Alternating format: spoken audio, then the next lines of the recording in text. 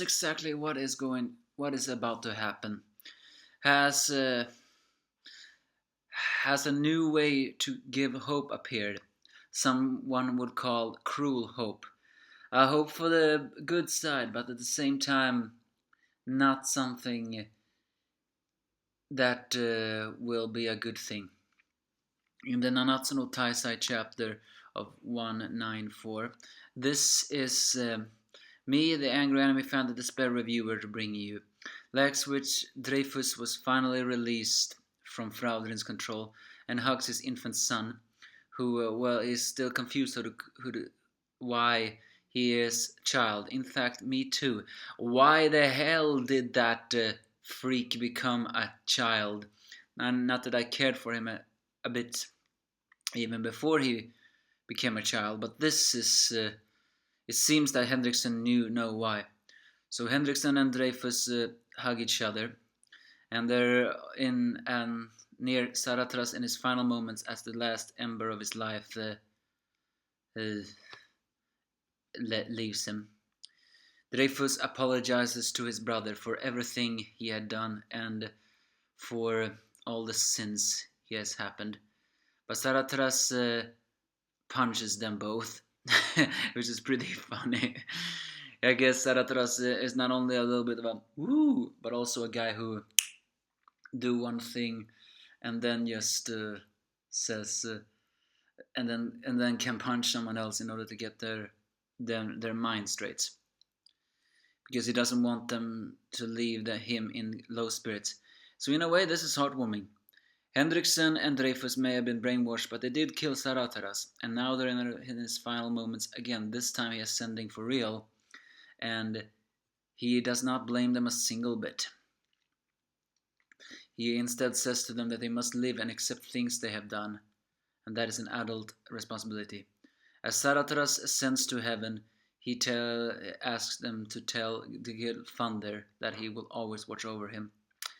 So it's pretty sad that Sarataras met almost every important one. The only one he didn't meet was Gil. Not that I care for Gil either, but we'll see.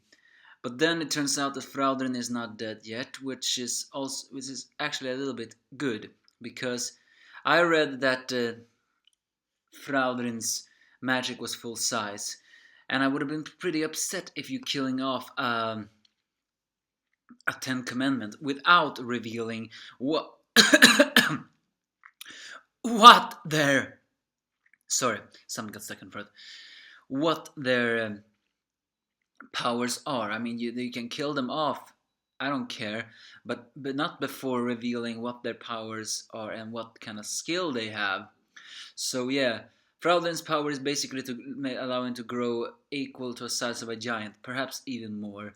And with doing that, he also evaded Dreyfus's fatal blow. But they are saved by the demon cube made by Merlin, while Dreyfus used his willpower in order to block the thing. And the one who saves them, well, that is none other than Meliodas, returned alive, stronger, and seems to be himself, but no, he is not, as he seems to toy over the giant Fraudrin and hurt him a lot. It turns out that the one who has been fighting with Fraudrin all this time is not the real Meliodas. It's a Bushin, a clone. And here is the thing that really makes people a little bit shocked.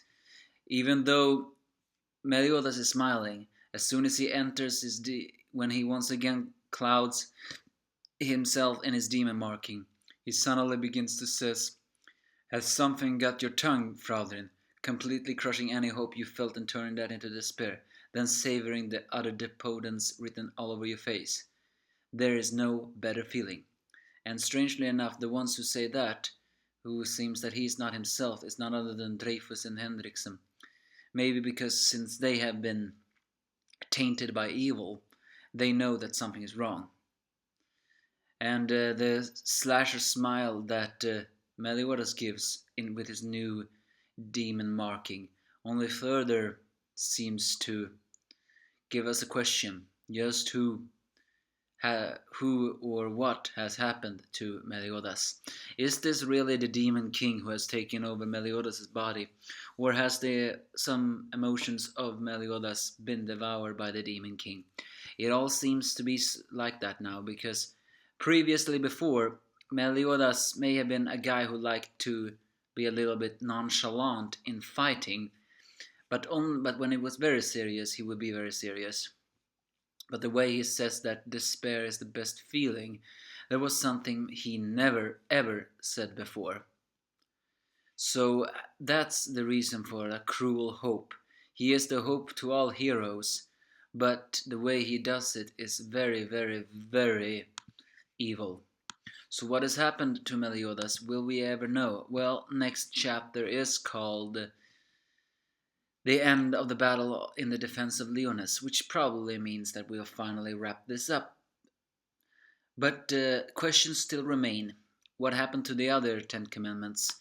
Moreover, I don't think Derere and Moonspiet are dead, only because we haven't seen their magic yet. They cannot die before we get to reveal what their magic is. I mean, we gotta reveal Derere, not Moonspiet. Moreover, we do not even know what Seldris magic is, and we know it's called God, but we don't know what it does. So yeah, not yet, but I do prefer hope.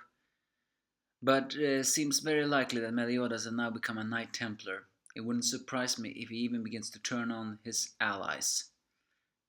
Give me your thoughts if you have any.